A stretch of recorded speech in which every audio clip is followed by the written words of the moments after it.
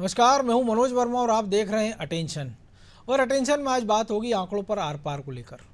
जी हां, कितने कांग्रेसी बीजेपी में शामिल हुए, इन आंकड़ों को लेकर वार पलटवार तेज होता जा रहा है।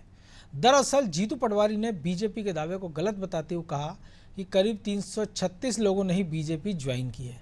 इस पर बीजेपी ने पलटवार किया और कहा कि 2 लाख से ज़्यादा लोगों ने उसके अपने स्थापना दिवस के दिन पार्टी में शामिल कराया है और जीतू पटवारी झूठ बोल रहे हैं, उन्हें गिनती नहीं आती है। लेकिन अब सवाल ये है कि दल बदल के आंकड़ों पर यह बयानबाजी क्यों हो रही है? क्या संख्या कम या ज़्यादा बताकर एक दूसरे पर मनोवैज्ञानिक बढ़त लेने की कोशिश हो रही है? और आखिर किसके दावे में कितना दम है? आज इन्हीं सवालों के आसपास चर्चा करेंगे, लेकिन पहले रिपोर्ट देखिए।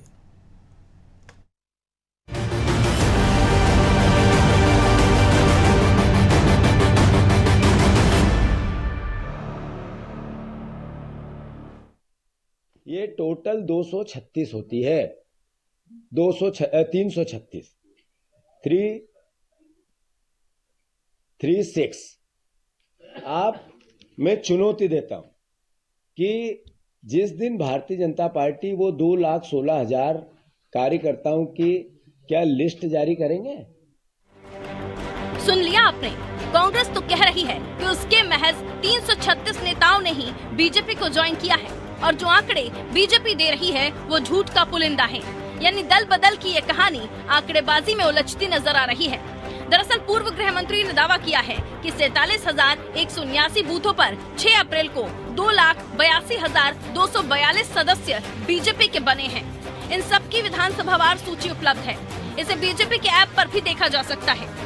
जाहिर है कि बीजेपी कई दिनों से ये कहती आ रही थी कि वो अपने स्थापना दिवस के मौके पर 1 लाख कांग्रेसियों को बीजेपी में शामिल भी कराएगी और उनके इसी दावे पर जीतू पटवारी ने पलटवार किया था। भारतीय जनता पार्टी ने कहा कि 2,16,000 कांग्रेस के कार्यकर्ताओं ने बीजेपी ज्वाइन की। मेरा चुनौती है, जो भारतीय जनता पार्टी का मैंने बयान देखा उन नेता से सबसे पहले, कि आप जहां से विधायक रहे, मंत्री रहे या चुनाव हारे, वहां का एक भी कार्यकर्ता उस लिस्ट में है क्या? फिर ये बीजेपी की ऑफिशियल लिस्ट की जारी की थी उन्होंने, वो मेरे पास है, जो उन्होंने अखबारों को दी। उसमें प्रमुख नेताओं को चिन्हित कर करके संख्या बताई गई, इस दिन ये गए, इस दिन ये गए। ये टोटल 236 होती है। 336। जीतू पटवारी ने जैसे ही ये दावा किया तो पूर्व गृह मंत्री नरोत्तम मिश्रा सामने आए और उनके बयान पर जमकर वार किया। उन्होंने कहा कि जीतू पटवारी जितनी संख्या बता रहे हैं उतने तो दीपक सक्सेना कार्यकर्ता के साथ आए थे।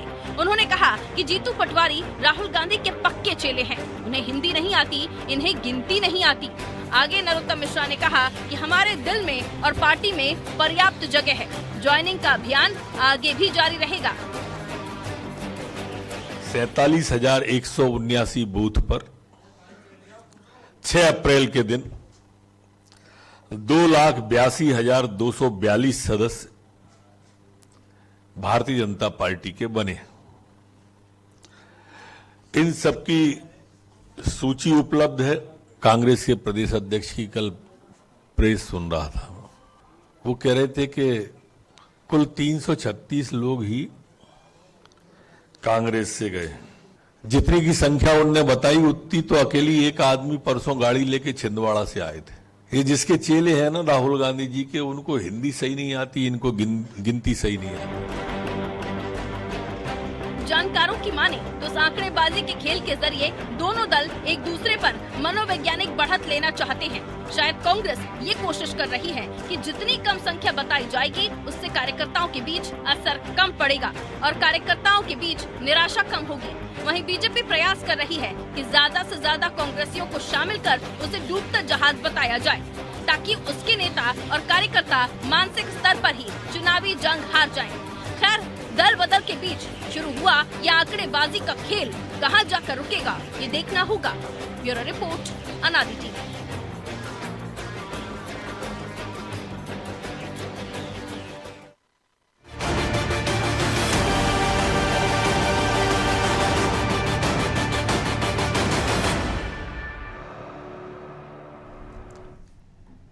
तो इसी पर चर्चा करने के लिए हमारे साथ जुड़ गए वरिष्ठ पत्रकार रंजन श्रीवास्तव और हमारे सहयोगी प्रभु पटेरिया और ब्रजेश चौक से। वो स्वागत है रंजन जी आपका अनादि टीवी में। सभी को प्रणाम एक साथ। तो रंजन जी, संख्या महत्वपूर्ण है या आदमी ज़्यादा महत्वपूर्ण है? क्योंकि संख्या तो वो कह रहे 336 ही है, लेकिन वो ये नहीं बता रहे हैं कि कोई 6 बार का सांसद है, केंद्रीय मंत्री है, विधायक हैं, पूर्व विधायक है। एक पूर्व विधायक आज ही चले गए उनके, जिनके चक्कर में पार्टी ने दूसरे आदमी को टिकट दिया, उसका टिकट काटना पड़ा उनको, अजब सिंह कुशवाहा का। उसके बाद भी वो कह रहे हैं कि बीजेपी की लिस्ट है, हालांकि वो ये कह रहे हैं कि नेताओं की लिस्ट है, कार्यकर्ताओं का जिक्र वो भी नहीं कर रहे हैं जीतू पटवारी। जी अभी मैं जो आपके चैनल पे नरोत्तम जी को सुन रहा था, जो ज्वाइनिंग कमेटी की चेयरपर्सन है, न्यू ज्वाइनिंग कमेटी, तो उन्होंने कांग्रेस वर्कर नहीं बोला, उन्होंने कहा 2 लाख कितना 2.25 लाख जो भी हैं आए हैं, 65,000 बूथ हैं मध्य प्रदेश में। तो अगर 2 या 3 मान लिया जाए तो संख्या कोई बहुत अतिशयोक्त नहीं होगी भाजपा के मेंबर बनना। पहले मिस्ड कॉल वाला था इनके पास, और अभी जो भाजपा की हवा चल रही है, जो एक माहौल है, तो अगर पूरे प्रदेश में सारे नेता जुड़ जाते हैं, सारे वर्कर जुड़ जाते हैं और एक अभियान चलाते हैं 6 अप्रैल को हमें इतने लोगों को लाना है, तो बहुत बड़ी फिगर नहीं है, मेरा मानना है। उससे ज़्यादा भी हो सकता है, कर सकते थे। अब सवाल कांग्रेस के बयान का है, तो चूंकि साइकोलॉजिकल वार चल रही है मनोज जी चुनाव के पहले, और रोज हर घंटे कुछ न कुछ रणनीति बनाई जा रही है एक दूसरे को पटकने की। कांग्रेस का सवाल है कि सबसे निचले स्तर पहुंच गई है, छिंदवाड़ा बचा लोकसभा के पॉइंट ऑफ व्यू से, एक सीट बची हुई है। भाजपा के पॉइंट ऑफ व्यू से उसको भी छीनना है, 29 का 29 लेना है। तो रोज एक रणनीति चल रही है, कैसे हर तरीके से, एक तो बूथ का प्रबंधन हो गया, चुनाव प्रचार हो गया, लेकिन साथ में एक मनोवैज्ञानिक दबाव भी बनाना पड़ता है। तो कांग्रेस का काम उसको डिफेंड करना है। तो जो जीतू पटवारी का बोलना था वो कांग्रेस के वर्कर के हिसाब से बोल रहे थे, और मैं भी मानता हूं कि वर्कर, जहां तक कांग्रेस के वर्कर, इतने वर्कर नहीं आए होंगे। कई बार आप देखते हैं नेता आते हैं, कहते हजारों लोग साथ में ज्वाइन किए, दिखते थोड़े हजारों। जीतू पटवारी की मजबूरी तो ये भी हो सकती है ना, वो ये भी नहीं कह सकते ऑन स्क्रीन कि इतने तो हमारे पास वर्कर ही नहीं है। नहीं, ठीक बात है, वो तो बहुत चीज बोलते रहते हैं, पार्टी के बारे में कई बार बोल चुके हैं। हाँ, कि पार्टी के खिलाफ जी जो बोल चुके हैं। तो देखिए उनकी मजबूरी है जीतू पटवारी की। क्या है कि अभी एक आपको वीडियो दिखा होगा मनोज जी, जिसमें राहुल गांधी जीतू पटवारी से पूछते हुए देखे जा रहे हैं कि जीतू क्या हो रहा है। ये उस परिप्रेक्ष्य में है कि जो अचानक आंधी चली है, विधानसभा चुनाव पहले बहुत से लोग कांग्रेस ज्वाइन कर रहे थे, अचानक रिवर्स सिस्टम हुआ है, रिवर्स एक। अब तो रंजन जी ऐसा भी सुनने में आ रहा है कि सीधी धमकी दे देते हैं बड़ी बड़ी बैठकों में, कह दी हमारे आदमी को टिकट नहीं दोगे तो हम 12-15 लेके चले जाएंगे। नहीं, वो तो बातें हैं। तो देखिए रिवर्स जो प्रोसेस चल रहा है ये कुछ तेज चल रहा है। जितना लोग कांग्रेस ने ज्वाइन किए थे उससे ज्यादा अभी भाजपा में आ रहे हैं। और सबसे बड़ी विजय जो हुई है मेरे ख्याल से भाजपा में, वो छिंदवाड़ा में दीपक सक्सेना को तोड़ना, सैयद जफर तोड़ना, ये भले ही विक्रम आके को लाना जी, जो एमएलए है, तो वो जो है भले ही उनका जो इकोसिस्टम में कितना इफेक्ट डाल पाएंगे बात की बात है उनके कमलनाथ पे, लेकिन आप एक मैसेज तो भेज रहे हैं, एक साइकोलॉजिकल जीत तो हासिल कर रहे हैं। तो एक साइकोलॉजिकल जो वार है उसमें भाजपा आगे आना चाहती है, और मजबूरी है कि जीतू पटवारी या कांग्रेस को डिफेंड करना कि हमारे लोग नहीं गए। जी प्रभु जी, एक फेस सेविंग भी कह सकते हैं, क्योंकि जब सुरेश पचौरी तमाम बड़े नेता गए तब जीतू पटवारी के जो बयान आए थे, लक्ष्मण सिंह के जो बयान आए थे कि अच्छा रास्ता खाली हो रहा है, अच्छा है कि ये जो पुरानी इमारतें हैं वो सरकती दरकती जा रही हैं, साफ़ हो रहा, मलबा साफ़ हो रहा है, इस टाइप के शब्दों का प्रयोग कर था। और अब वो चैलेंज कर रहे हैं कि नहीं, इतने नहीं, इतने ही लोग गए हैं। देखिए मनोज जी, जो चैलेंज कर रहे हैं वो अलग है, जो मलबा साफ होने पे खुशी जता रहे हैं वो भी उसी कांग्रेस पार्टी के सदस्य हैं। निश्चित तौर पर कांग्रेस में यदि ये कहें कि जो जमी हुई लीडरशिप थी, जो ना तो आगे बढ़ रही थी ना पीछे हट रही थी, तो निश्चित तौर पर उसकी सफाई हो रही है बहुत हद तक इस पूरे जो आवागमन है इसमें। और जहाँ तक बात दावे प्रति दावे की है, तो जो हमने विधानसभा चुनाव में भी देखा, कांग्रेस के नेता आज भी हमारे मंच पर आते हैं तो दावे करते हैं कि उसमें विधानसभा चुनाव में 26,000 बीजेपी के लोग हमारे पार्टी में आकर शामिल हुए थे, टेंट तंबू लगा कर हमने शामिल कराया था। तो दावे प्रतिदावे चलते रहते हैं। ना उस समय कोई नापने गया था कि 26 पूरे हजार पूरे इकट्ठे आए हैं कि नहीं आए, ना अभी कोई नापने जा रहा है। ये जरूर है, जीतू पटवारी जो सूची दे रहे हैं वो नेताओं के नाम की है। और जहाँ तक यदि नरोत्तम मिश्रा ने नेता शब्द कहा है, तो पार्टी में जो मिस कॉल से सदस्य बना हुआ व्यक्ति भी अपने मोहल्ले में, अपने परिवार में, अपने अड़ोस पड़ोस में नेताजी के नाम से जाना जाता है। बिल्कुल, क्योंकि वो कार्यकर्ता और किसी राजनीतिक दल से जुड़ने के साथ ही वो नेता हो जाता है। वो अपना दायरा उसका अलग अलग हो सकता है कि कोई मुख्यमंत्री के स्तर का नेता होता है, कोई प्रधानमंत्री के स्तर का नेता, कोई अपने घर के स्तर का नेता होता है, मोहल्ले पड़ोस के स्तर का नेता होता है। तो निश्चित तौर पर नेता, कार्यकर्ता, ये सब अलग अलग शब्द हैं। सक्रिय सदस्यता जो होती है, चुनाव में ऐसे भी दृश्य देखे बायोडाटा में कि आदमी पहले लिख के लाता है कि भावी मुख्यमंत्री, भावी विधायक, भावी सांसद। हाँ, और जहाँ तक सक्रिय सदस्यता का बात है, तो सक्रिय सदस्यता का एक अलग पूरा फॉर्मेट है। मिस कॉल से सदस्य तो कोई भी बन सकता है, आप भी बन गए होंगे, मैं भी बन चुका हूँगा, ये भी बन चुके होंगे, रंजन जी भी बन चुके होंगे। लेकिन जो सक्रिय सदस्य है, जो रसीद कटाकर काम सक्रिय सदस्य बनता है, वो फॉर्मेट ही बिल्कुल अलग होता है, उसकी कोई बात नहीं करता है। तो निश्चित तौर पर आवागमन लगा है। लेकिन हम रंजन जी को भी याद होगा, हमने इसी बीजेपी कार्यालय दीनदयाल परिसर में कांग्रेस के प्रदेश संगठन महामंत्री जैसे मजबूत पद पर बैठे विदिशा के बड़े नेता नर्मदा प्रसाद शर्मा को देखा था। वो बड़े दल बल के साथ आए थे, बीजेपी ज्वाइन की थी उनने, उनको बाकायदा गाड़ी घोड़ा तमाम सुविधाएं दी गई। वो भी एक चुनाव का दौर था। और जैसे ही चुनाव बीते, वो कार्यालय में आते थे, उनको चपरासी पानी के लिए भी नहीं पूछता था, गाड़ी घोड़ा तो दूर की बात है। 2-3 चक्कर लगाने के बाद वो ऐसे विलुप्त हुए कि उसके फिर बाद आज तक नजर ही नहीं आए। तो ऐसे बहुत सारे नेता हैं, चाहे वो कांग्रेस में गए हुए नेता हों, उनके साथ भी यही स्थिति होगी। जो बीजेपी में आए हुए हैं और या आने वाले हैं या आ चुके हैं, उनके साथ भी यही स्थिति हो चुकी है या होने वाली है। क्योंकि आयातित लोगों में से सभी को तवज्जो मिल जाए, सभी को आगे बढ़ा लिया जाए, ये संभव नहीं है। अब देखिए ना, ज्योतिरादित्य सिंधिया के साथ 22 लोग आए, 22 तो बड़े विधायक ही आए थे, 12 करीब मंत्री बनाए गए। उसमें से आज कितने मंत्री हैं, उसमें से कितनों को टिकट काट दिए, बीजेपी ने टिकट काट दिए, कुछ हार गए। आज कितने उपकृत हैं, उनको मंत्री नहीं बनाया। हाँ, आज कितने उपकृत हैं, आज केवल 3 लोग जैसे भी उदाहरण है। हाँ, आज केवल 3 लोग उपकृत हैं जो उनको सिंधिया ने अड़ के मंत्री बनवाया, 3। उसके अलावा बाकी के सारे कहाँ हैं, लापता हैं।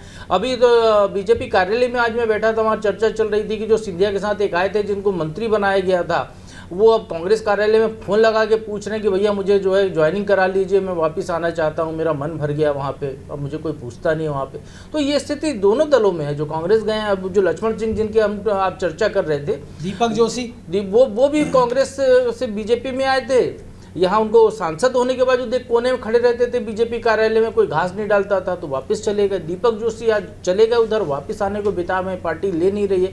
तो ये स्थितियाँ बनी रहती है, चुनाव के समय ये चलता रहता है। और बीजेपी ने तो इसको रणनीतिक तौर पर लिया है। बीजेपी यदि बूथ मैनेजमेंट कर रही है, बीजेपी यदि बड़े नेताओं की सभा कर रही है, बीजेपी यदि सोशल मीडिया से लेकर तमाम प्रचार माध्यमों में लगी हुई है, बीजेपी यदि अपने विकास का डिंडोरा पीट रही है, तो बीजेपी ने एक काम और किया है और खुल के किया है। पार्टी की दाद देनी पड़ेगी कि उनके जो सबसे बड़े नेता हैं संगठन के लिहाज से, अमित शाह, उनने बकायदा कहा है कि आप जो आ रहा है उसको ले आइए, पंच को लाइए, सरपंच को लाइए, हारे को लाइए, जीते को लाइए। ये नहीं कहा गनीमत है कोई नवजात नेता उसको ले आइए, हर टाइप का नेता ले आइए। हो सकता हो जाए, क्योंकि कांग्रेस में बाल प्रकोष्ठ भी हो सकता है, उसके लोग भी आने लग जाए। तो हर टाइप का नेता ले आइए। तो बीजेपी में उनने कहा है, तो संगठन में नरोत्तम मिश्रा जी जैसे उनके फॉलोवर हैं, वो पूरा संगठन है उसको लगा हुआ है।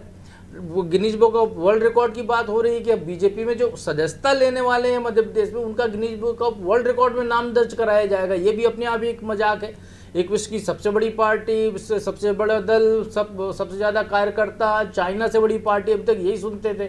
अब ये भी जो है दल बदल भी Guinness book of world record में नाम कमाने वाली है। उसको लेकर सम्मान कोई स्थापित कर दे, हो सकता है कि सबसे ज़्यादा दल बदल करने वाले का सम्मान, लंबे समय तक दल बदल कर रहने वाले का सम्मान, कम समय तक दल बदल कर जाने वाले का सम्मान। तो हो सकता है ये भी आने वाले दिनों में भारतीय जनता पार्टी या कोई और दल पार्टी बदल करा रहा उसका भी तो सम्मान हो जाना चाहिए फिर हिसाब से। बिल्कुल। तो ब्रजेश जी, जो दोनों कह रहे हैं हमारे पत्रकार साथी कि जो स्थितियां हैं, वाकई में संख्या बल जो भी हो, मनोवैज्ञानिक लड़ाई जो भी हो, लेकिन एक माहौल तो बन ही जाता है कि लगता है कि ये भी चला गया, वो भी चला गया, अरे ये तो कल तक यहाँ था, ये तो सुबह तक यहाँ था, शाम तक वहाँ था। और ऐसे में केवल ये सफाई देना कि नहीं भैया इतने नहीं, इतने ही लोग गए हैं, 1 गया, 2 गया, 10 भी गया, या तो आप उसको रिएक्ट कर दें, बंद कर दीजिए कि ठीक है जो गया गया, आपने जैसे पहले कहा था कि भूल जाइए, पार्टी में अपनी मजबूती पे ध्यान दीजिए, कार्यकर्ता को मोटिवेट कीजिए कि ठीक है भैया आपके लिए एक नया रास्ता तैयार होगा, इतने लोग चले गए, इतने लोग अब शीर्ष पे आ जाएंगे। जैसे हम सरकारी डिपार्टमेंट में देखते हैं कि इतने लोग रिटायर हो गए या इतनों का प्रमोशन हो गया तो नीचे वाले अपने आप उठकर रह जाएंगे। देखिए मनोज जी, मुझे लगता है कि पूरी कांग्रेस में ही हड़बड़ाहट है। जिस तरह से आंकड़ों पर सियासत हो रही है, हड़बड़ाहट का एक नमूना आज भी हमने देखा कि किस तरह से जहां राहुल गांधी आ रहे हैं वहां पे बीजेपी के उम्मीदवार का आपने बैनर पे अपना पूरा फग्गन सिंह कुलस्ते का फोटो छाप दिया आपने, बाद में आप उसको अपने एक विधायक से के फोटो चिपका रहा है उसके ऊपर। तो ये हड़बड़ाहट है, वही हड़बड़ाहट जीतू पटवारी में नजर आ रही है। वो कह रहे हैं 350 से ऊपर नेता गए हैं या 350 ही मान लिया जाए। तो कांग्रेस में मनोज जी नेताओं के पीछे ही पूरी फौज होती है। कांग्रेस के कुछ कार्यकर्ता नहीं है, नेताओं के ही कार्यकर्ता हैं वहां पे, नेताओं के ही समर्थक हैं। तो आप देख लिए कि यदि हम छिंदवाड़ा का जिक्र कर लें तो वहां से नेता अकेले नहीं आए हैं। यदि सक्सेना जी आए हैं या विक्रम आहाके आए हैं या सैयद जाफर आए हैं तो वो अपने साथ कुछ लोगों को भी लेकर आए, समर्थकों को भी लेकर आए। तो जो आंकड़े यदि बीजेपी बता रही है उस हिसाब से भी हम देखें कि हर बूथ पर उन्होंने इस तरह से अभियान चलाया है, जो नेताओं को लेकर आए, 350 नेताओं को भी लेकर आए, तो वो 100-125 अपने समर्थकों को साथ लेकर ही आएंगे। तब भी आंकड़ा उनके हिसाब से बहुत ज़्यादा बढ़ जाता है। यदि 2 लाख की भी नहीं माने हम, तो आंकड़ों की बाजीगिरी तो एक मनोवैज्ञानिक तरीके से ये दिखाने की कोशिश कर रहे हैं जीतू पटवारी कि भाई ज़्यादा लोग नहीं गए, हमारे पास भरमार है। वो अपने कार्यकर्ताओं को ये संदेश देना चाहते हैं कि ऐसी भगदड़ की स्थिति नहीं है, जो लोभ लालच भय की वजह से गए हैं तो उनसे कोई फर्क नहीं पड़ना चाहता। वो अपने कार्यकर्ताओं को संदेश दे रहे हैं। बीजेपी अपनी रणनीति के तहत जो संदेश दे रही है उसमें निश्चित तौर पर वो बढ़त बनाए हुए है, वो एक संदेश देने में कामयाब हो गई कि कांग्रेस के हालात ऐसे हैं कि आप देखिए भगदड़ मची हुई है। और अब तो मंच भरे मंच से नेता बोलने लगे उनके, जो कांग्रेस के नेता आते हैं। अभी मैंने देखा एक सभा में सुरेश पचौरी जी बैठे हुए थे और कांग्रेस के नेताओं ने जिस तरह से ज्वाइनिंग की, तो इसके बाद जो वक्ता थे वहाँ पे बीजेपी के जिले के एक पदाधिकारी थे, वो कह रहे थे हम सुबह दरवाजा खोलते तो 8-10 बैठे मिलते हैं, भैया हमको भी ले लीजिए अंदर। तो ये परिस्थिति है, इस तरह से मजाक उड़ाया जा रहा है। तो आप देखिए कि किस तरह से माहौल बन गया है। इससे बीजेपी के कार्यकर्ताओं में भी, जनता में भी एक मैसेज गया है कि देखिए कांग्रेस में का कुछ भला होने वाला नहीं है। उनके बड़े नेता तो छोड़ कर जा रहे हैं, तो बड़े नेता छोड़कर जा रहे हैं, इसका मतलब है कि उनको पता चल गया है कि अब कांग्रेस का कोई उद्धार नहीं होने वाला, कुछ भला नहीं होने वाला, बीजेपी आ रही। तो ये इससे वोटर के मन में भी प्रभाव पड़ता है कि भाई अब कांग्रेस का कुछ अच्छे दिन नहीं है, अब अच्छे दिन तो बीजेपी के हैं, तो अपना वोट क्यों खराब करो। तो ऐसा एक बड़ा तबका रहता है वोटर का, जो ये आज इस आधार पर कि हमारा वोट खराब ना हो, वो उस पार्टी को वोट दे देता है जो जीत रही होती है। तो मुझे लगता है इस मामले में जो रणनीति है बीजेपी की वो कामयाब होती दिख रही है। और इनका क्या होगा क्या नहीं होगा ये तो भविष्य में है, लेकिन फिलहाल तो बीजेपी को फायदा है। का भविष्य हमने देखा, जो प्रभु जी ने ही बताया है। तो रंजन जी, कई बार ऐसा भी होता है जब रैलियां हमने कई सारी कवर की, अब भी करते हैं कि जिनसे पूछो क्यों आए थे, पता नहीं साहब, नेताजी ने कहा था खाना खिलाएंगे, तुमको राजधानी घुमाएंगे और खर्चा पानी देंगे। तो हो सकता है कई सारे तो ऐसे ही आ जाते होंगे कि नेताजी ने कहा कि चलो भोपाल चलते हैं, एक दुपट्टा पहनाया, खाना खिलाया, भोपाल घुमाया और ले गए, कि वो साहब कार्यकर्ताओं में गिनती होगी। वो जाके कह रहा नहीं मैं तो साहब पार्टी में ही हूँ। जी, एक तो मीटिंग हुई थी, मैं इंदौर में तब मैं था, याद है कि वो मीटिंग हो गई तो बाद में कुछ महिलाएं थी, वो झगड़ने लगी आयोजक से, पार्टी मत पूछिएगा, तो कहीं कि पैसा, साड़ी बोले थे, कल पैसा दे रहे, साड़ी नहीं दे रहे हैं। तो ऐसे बहुत से लोग आते हैं। और लेकिन वही संख्या पे मैं जहां तक मानता हूँ, ठीक है, भाजपा बहुत बड़ी पार्टी है, विश्व की सबसे बड़ी पार्टी है, और जिस तरह से कार्यप्रणाली है, जितनी मेहनत कर रहे हैं कार्यकर्ता नेता, जितना धन है, जितना रिसोर्सेज है, तो इतने लोग आना बड़ी बात नहीं है। एक साइकोलॉजिकल वार वाकई दिख रहा है। लेकिन मेन चीज है मनोज जी, ये जो बड़े नेता जा रहे हैं, दीपक सक्सेना है या कोई एमएलए जा रहा है, कोई एक्स एमएलए जा रहा है, दीपक जोशी जो बड़े अरमानों के साथ आए थे कांग्रेस में, वो वापस जाना चाहते हैं। ऐसे बहुत से लोग हैं। अभी साथ में कैलाश जोशी की प्रति वो एक तस्वीर को भी ले गए थे। हाँ, पता नहीं तस्वीर कहाँ रखी है, भगवान जाने। बिल्कुल। तो ये मामला ये है, वो कांग्रेस में छोड़कर नहीं आए थे, वापस घर ले गए थे, हो सकता है। तो ब्रिजेश जी, मामला ये है कि ये जो बड़े नेता जा रहे हैं, जो 40-40 साल, 50-50 साल तक पार्टी में रहे, डिवोटेड रहे, जिनके बारे में हम सोच नहीं सकते थे कि कभी भाजपा में आएंगे, और इनके काम रुकते नहीं है। सुरेश पचौरी की मित्रता भाजपा में जग जाहिर है, शिवराज सिंह चौहान के साथ उनकी मित्रता जग जाहिर है, उनके काम नहीं रुकते हैं, उनके आने से ही काम होंगे। अगर वो लोग कांग्रेस छोड़ के जाना चाहते हैं तो जा रहे हैं, और जाना, बहुत से लोग जाना चाहते हैं, तो चिंता की बात है कांग्रेस को। कितनी संख्या ही नहीं है वो बात नहीं है, कि जो डिवोटेड लोग हैं, जो पार्टी के लोग हैं, जो कांग्रेस के स्तंभ हैं, जो लोकसभा में, विधानसभा में, नगरीय चुनाव में, पंचायत चुनाव, जहां भी हो खड़े रहते हैं, जिनके नाम पे पार्टी चलती है, जिनके नाम पे वोट आते हैं। रंजन जी, कितने सांसद, वर्तमान सांसद, कितने वर्तमान विधायक, कितने वर्तमान मुख्यमंत्री, कितने वर्तमान प्रधानमंत्री अभी आ गए बीजेपी में? वर्तमान बताइएगा, जो भूतपूर्व जिनको टिकट कट रहे हैं, जिनको टिकट नहीं मिल रहे हैं सालों से या कई बार हार चुके हैं, उनकी गिनती छोड़ के। जी जी, नहीं, जैसे छिंदवाड़ा के विधायक हैं, वो तो रिजाइन करके आए जी।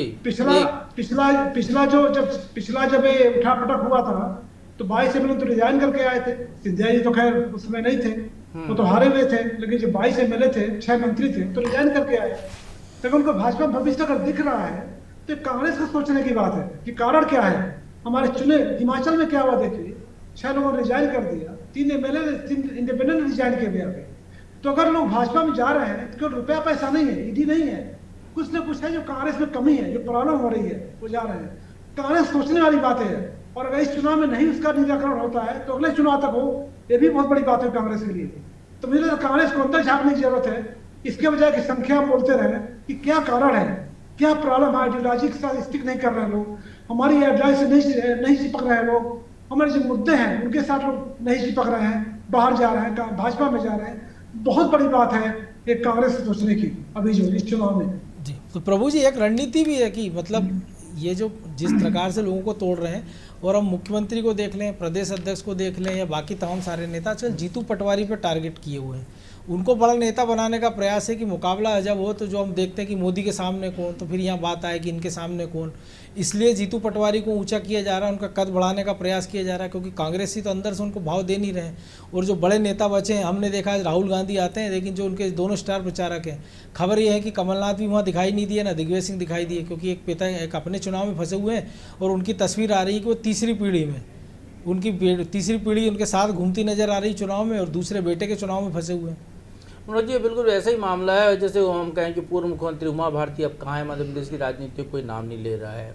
शिवराज सिंह चौहान की प्रदेश की राजनीति में कोई नाम नहीं ले रहा है, टिकट मिल गया तो जरूर सांसद के चुनाव लड़ रहे हैं। बदलाव, ताजे बदलाव है। जी जी, बिल्कुल वैसे ही कांग्रेस में भी पीढ़ी परिवर्तन हुआ है। तो स्वाभाविक तौर पर जो प्रदेश अध्यक्ष हैं, जो नेता प्रतिपक्ष वर्तमान है, उनको सामने रखकर बात की जाएगी, उन्हीं चेहरों पर बात की जाएगी। अब कमलनाथ को कोसने से अब क्या मतलब, वो तो घर पे बैठे हुए हैं। हमने देखा बंटाधार के नाम पे 3 चुनाव बीजेपी ने लड़ लिए थे। वो दिग्विजय सिंह एक ऐसा, बंटाधार एक ऐसा शब्द है जिससे विकास इंगित होता है। बीजेपी ये साबित करती है उस शब्द के आगे कि जब कांग्रेस सरकार थी तो विकास बिल्कुल गायब था, और हम आए हैं उस तो विकास है। तो इसलिए वो दिग्विजय सिंह को चेहरे को सामने रखते हैं। मेरा तो दावा यह है कि भले पूरी कांग्रेस में राहुल गांधी के कांग्रेस को बीजेपी ले ले, केवल दिग्विजय सिंह को नहीं लेगी, क्योंकि दिग्विजय सिंह को लेने के बाद उनका वो मुद्दा ही खत्म हो जाएगा जो विकास का जो मुद्दा है मध्य प्रदेश का।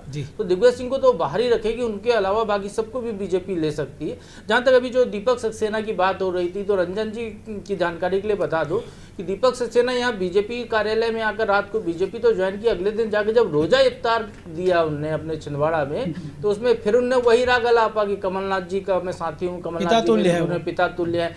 तो आस्था उनके मन से गई नहीं है। यहाँ जो जीतू पटवारी कह रहे हैं या जो भी सर्कमस्टेंस दिख रहे हैं, स्वाभाविक तौर पर 20 साल से प्रदेश में बीजेपी की आप उसको ऐसे भी कह सकते हैं, उनके नाथ कमल ही है। हाँ, आप जिसको मान लो। 20 साल से प्रदेश में बीजेपी की सरकार है, 10 साल से केंद्र में बीजेपी की सरकार हो, जो अब की बार 400 पार का ऐसा बुलंद नारा है और ऐसा माहौल है राम मंदिर वाला कि फिर से बीजेपी आती हुई दिखाई दे रही है। प्रधानमंत्री तो 2047 मतलब प्रधानमंत्री तो जब 93 या 97 साल के होंगे तब तक के लिए बंदोबस्त कर रहे हैं कि मैं तब तक रहूंगा, ऐसी बातें कर रहे हैं। तो निश्चित तौर पर जब इतना बड़ा एक दायरा दिख रहा है कि आपको विपक्ष के सूखे में रहना है, तो आपका कारोबार, आपके भी बच्चे हैं, आपका धंधा पानी है और आप आगे बढ़ना है, आपको पारिवारिक तौर पे ज़रूरतें हैं, तो निश्चित तौर पर नेताओं का और कोई रोजगार तो होता नहीं ज़्यादातर का। उनका मूल रोजगार तो यही है, नेतागिरी से जो बाई प्रोडक्ट होता है। तो उनके कारोबार प्रभावित हो रहे हैं, इसलिए वो यहाँ पर आ रहे हैं। उनका बाकी वैसा कोई नुकसान नहीं। अब सुरेश पचौरी जी को देख लीजिए, अब सुरेश पचौरी जी को बीजेपी ने अभी तो कोई टिकट दिया नहीं, ना ऐसी आगे कोई उम्मीद है उनको टिकट देगी। वो यहाँ कर करेंगे क्या?